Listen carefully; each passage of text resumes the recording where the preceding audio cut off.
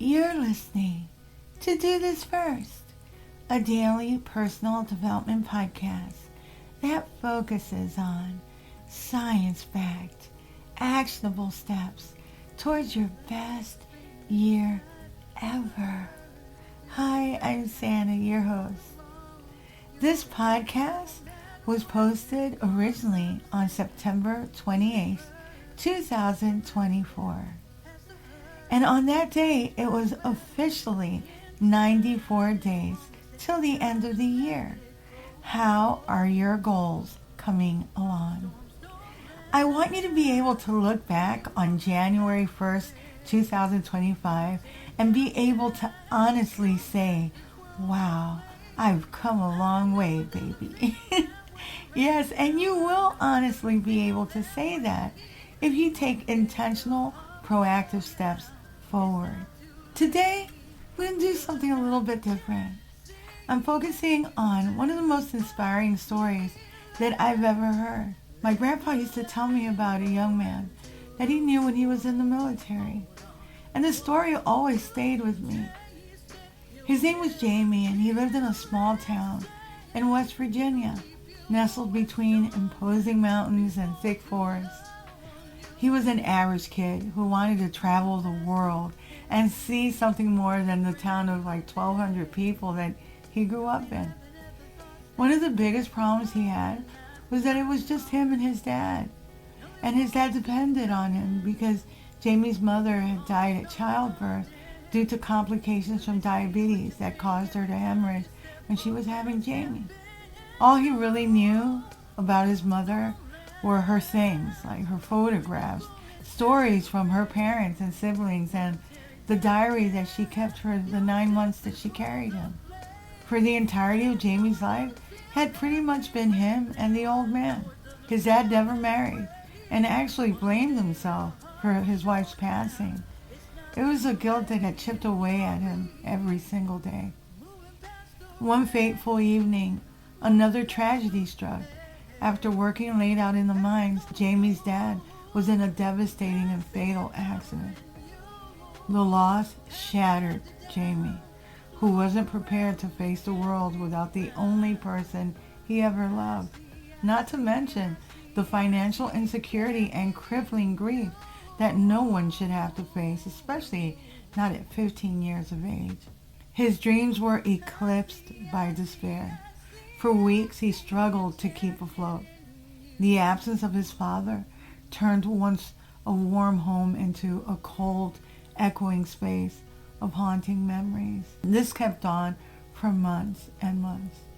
He dropped out of high school and drifted away emotionally, unable to pierce the fog of his sorrow. He decided to terminate his life on one day, as he did not want to continue being a financial burden to his grandparents, and the mines would not hire him because of his age. But as winter melted into spring, he started rereading his mother's diary. All the dreams that she had for him and her own dreams were written in those pages. He felt sadness and relief as he took his father's pistol and pressed it against his temple. As he continued to read his mother's diary and flip through the pages one last time, he came across a picture, one he had never seen before. He had a tiny little baby. The baby was laying on his mother's chest. The page had a bloody thumbprint, and his name was below, Jamie, 10 minutes old. He couldn't believe he had never seen the picture before of himself with his mother. How could he have missed it all these years? His mother had her face pressed up against his. She was so happy. He had never seen her smile like that in any of the pictures. There was something different about it. She almost beamed. When he flipped to the next page, it said these words: "I knew I would die if I had you, but I didn't care. My heart is full knowing that you are in the world now. Make me proud, Jamie. I'll be watching." Jamie dropped to his knees and started sobbing uncontrollably. After a while, he got up and sat in the old man's lazy boy and started to reflect and think. What would happen if he actually made all those things come true? The things that his mom had mentioned. He had nothing left to live for anyway. His grandparents, though kind and decent, one step away from the grave, as they were elderly and lived just waiting for their final day on earth. Jamie experienced a mindset shift. His mother gave her life so that he could live. She knew she was going to die. If he took his own life, it would mean that she died in vain. He felt ashamed. How could he be so selfish, only thinking about how he felt, his pain, his loss, and not seeing the bigger picture? If he was still here, there was a reason for it. And maybe that reason was to continue on and honor his mother's sacrifice by being the man she thought he'd be and the man he knew deep inside that he was. The first thing he did was register to take his GED, which he passed. He found a volunteer law foundation that helped him file the paperwork for his emancipation. He registered to attend college, where he could live in the dorms and participate in a work-study program, paying his way through. When he turned 18 and was a sophomore, he enlisted in the Air Force, which took care of his college tuition. He traveled the world and visited 61 countries and all 7 continents. He graduated with a Bachelor of Science, the first in his entire family to ever attend college, the first to even have a passport.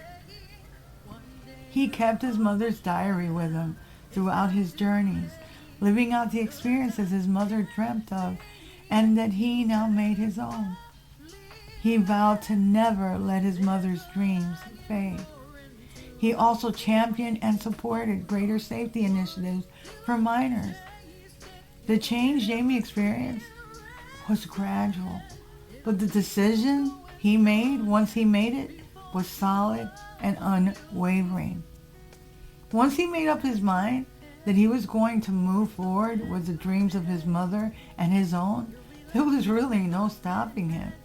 It wasn't a question of when, it was a question of how. He met with setbacks, but each challenge was just the acquisition of more knowledge that he would apply to continue moving forward. As Jamie continued to move forward, he realized that his journey was not just about overcoming his own obstacles, but about helping others navigate theirs.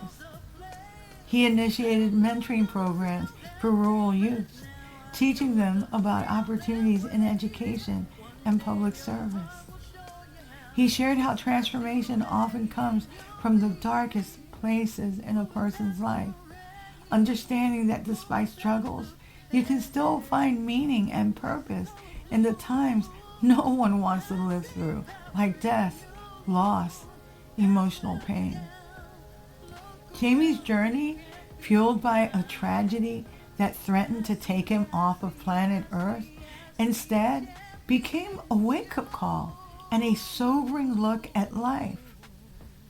Through defeats and triumphs, we discover that the key to lasting happiness is finding our purpose, living it out, and also helping others along the way. Our trials and experiences, even the valleys, can make hope flourish. The echoes of Jamie's mother's dreams lived on and helped shape Jamie into the man he knew he could be. As we move to finish strong this year, it's important to remember that the shadows of loss and pain can be a signal to move onward with our lives towards the future that is waiting to be claimed. Maybe some experiences reveal to us who we really are inside. You never know how strong you really are until you have no other choice.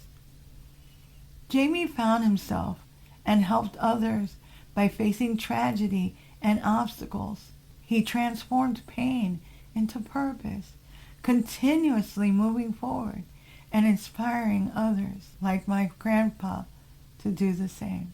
If you like what you're hearing, don't forget to leave a review.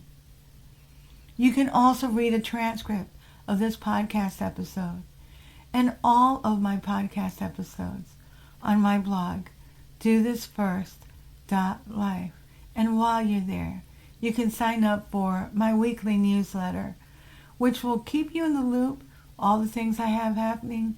And also, I provide cutting edge and emerging research on areas like brain health, the neurosciences, and personal and professional development. You can also listen to all of my podcast episodes on my blog. And don't forget to follow me on YouTube at Do This First. Tomorrow I'll have a tally of how many new subscribers I have. Tomorrow we'll continue with our overarching year-end series, Finish Strong. Until tomorrow. Moving past the rain, moving past the pain, or past the color blue. I see power in you. Past welded down. Look around, they can't be found. I see a champion in you.